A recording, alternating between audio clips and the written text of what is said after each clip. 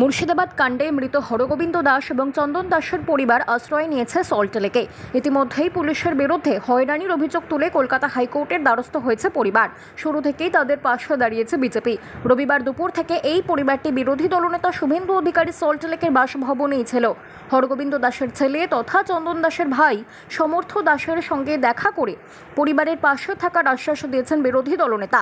উল্লেখ্য, সংশ্লিষ্ট পরিবারকে কলকাতায় আশ্রয় দিয়েছে বিজেপি।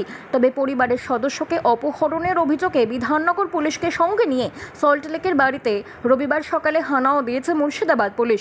পুলিশের তরফে বলা হয়েছে, অপহরণের অভিযোগ করেছেন পরিবারেরই আত্মীয়।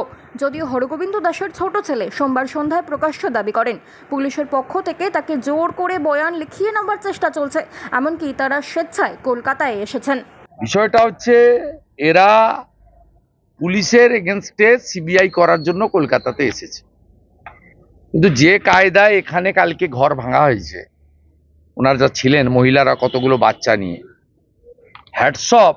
ওখানে তো তখন প্রথমে অন্য কেউ ছিল না, ওদের বাড়ি দুজন নাবালক ছেলেই ছাত্র, তারাই কিন্তু পুলিশকে প্রথম বাধা দেয়।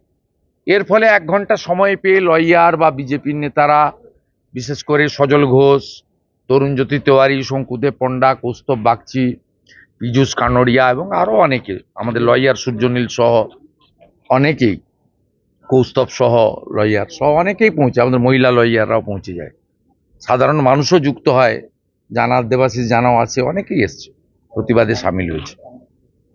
কিন্তু এরা একটা অসম সাহসের সঙ্গে মাথা উঁচু করে নিজেদেরকে বিক্রি করেনি। 3বার 10 লক্ষ টাকা করে চেক নিয়ে সরকারি লোক, পুলিশের লোক, এডিএম গেছে।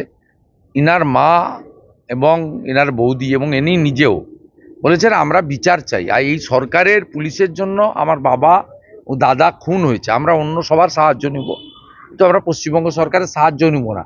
যে সাহায্য কলকাতা হাইকোর্ট কম্পেনসেশন করার জন্য তারা যে 3 ম্যান কমিটি করেছে, জাতীয় মানবাধিকার কমিশন, স্টেট রাজ্য মানবাধিকার commission, state legal services authority, এই 3 জনের প্রতিনিধি যে কম্পেনসেশন রেকমেন্ড করবে, কোর্ট যে কম্পেনসেশন স্যাংশন করবে, আমরা অধিকার আদায় করব। আমরা কারো দয়া ভিক্ষা নিতে রাজি নেই, বিশেষ করে পশ্চিমবঙ্গ সরকার।